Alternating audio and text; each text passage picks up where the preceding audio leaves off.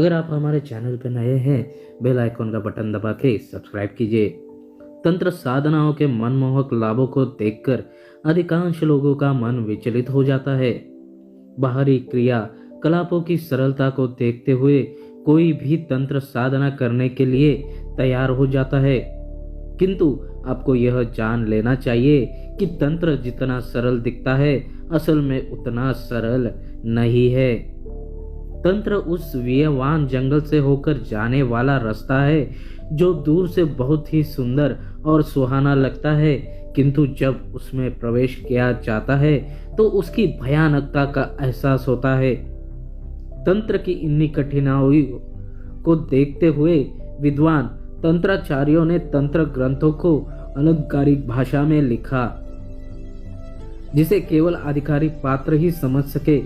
अतः तंत्र ग्रंथों में जहाँ तहाँ जो विधियां मिलती है वह फलित नहीं होती, क्योंकि कोई भी विधि पूर्ण रूप से नहीं लिखी हुई है।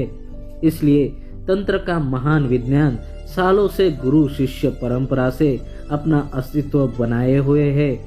अतः किसी को भी आवेग में आकर बिना योग्य मार्गदर्शन के अभाव किसी भी तंत्र साधना का अभ्यास नहीं करना चाहिए, अन्यथा इसका परिणाम बुरा हो सकता है।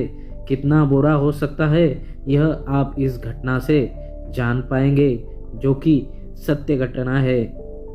एक बार अपनी माँ से जादू टोने से संबंधित कोई बात कर रहा था तो उन्होंने बताया कि यह तंत्र मंत्र ठीक नहीं है।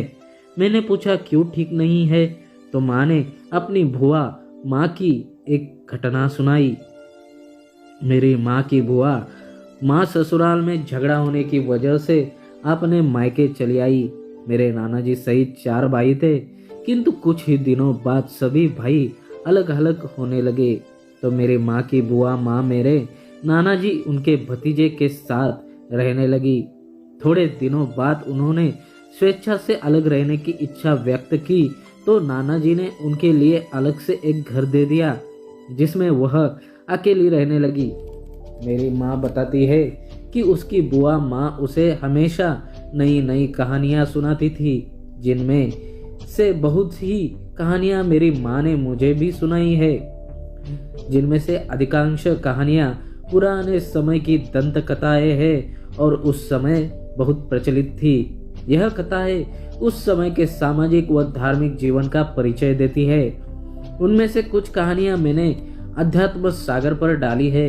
मेरी माँ ने बताया कि बुआ जी तंत्र मंत्र में बहुत विश्वास करती थी। एक दिन गांव में एक तांत्रिक बाबा आया। बुआ जी ने उसे भोजन कराया। इसी बीच बुआ जी ने तांत्रिक बाबा से तंत्र मंत्र के रहस्य पूछे, तो उस बाबा ने बुआ जी को मसान के पिशाच की सिद्धि के विधि बताई। स्पष्ट कह दिया था कि यदि मसान के पिशाच को सिद्ध करना है तो मन पर कठोर नियंत्रण होना चाहिए। साथ ही यदि हो सके तो तंत्र साधना के समय 2 रक्षकों को साथ रखा जाए। बुआ ने पूरी विधि पूछ ली। तांत्रिक बाबा आशीर्वाद देकर चले गए। एक दिन बुआ जी 2 रक्षकों को लेकर निश्चित समय पर शमशान में पहुंच गई। जैसे ही बुआ जी ने तेल का दीपक जलाकर पिशाच का आह्वान किया, तुरंत तेज हवाएं चलने लगी।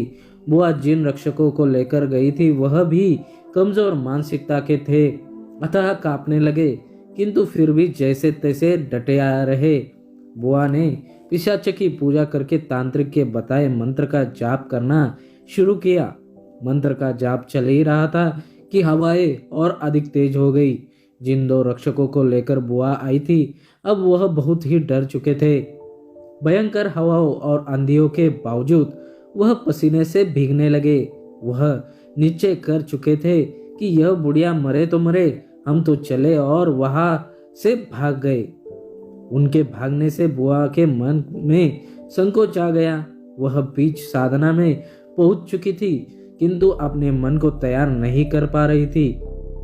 वह स्वयं भी अब बहुत अधिक डर चुकी थी। उन्होंने भी साधना छोड़कर भागने का निश्चय किया, किंतु जैसे ही वह साधना से उठी, शमशान का पिशाच प्रकट हुआ। इसके पश्चात सुबह लोगों ने देखा कि बुआ परलोक सुधार चुकी थी। पिशाच ने उनके साथ क्या किया कोई नहीं जानता, या फिर वह अपने ही डर से काल के गाल में समा गई। असल में तंत्र इतना सरल नहीं जितना कि लोग समझते हैं। बुआ की पहली गलती थी कि वह बिना खुद को मजबूत बनाए तंत्र साधना के समय में कूद पड़ी। दूसरी गलती थी कि रक्षकों का गलत रक्षक डर कर नहीं भागते तो कोई कारण नहीं था कि बुआ के मन में संकोच होता। यदि संकोच और डर नहीं होता तो वह साधना भी नहीं छोड़ती और फिर यह सब भी नहीं होता। इसे कहते पात्रता के अभाव में साधना के दुष्परिणाम। तंत्र एक स्वतंत्र विज्ञान है। विज्ञान में विकास और विनाश दोनों की सामर्थ्य होती है। आधुनिक आविष्कार और परमाणु बम जैसे हथियार इसके प्रत्यक्ष उदाहरण है। बेशक तंत्र बहुत ही लाभदायक सिद्ध हो सकता है, किंतु उसकी सही विधि व्यवस्था को समझे बिना साधना में कूदने का मतलब है मौत को गले लगाना। इसलिए योग के निरापद मार्ग का अवलंबन लीजिए और आध्यात्मिक उन्नति कीजिए। अगर आपको मेरा यह वीडियो पसंद आया हो तो लाइक, सब्सक्राइब और शेयर ज़रूर कीजिए और घंटी के बेल आइकन को दबाने को ना भूलें।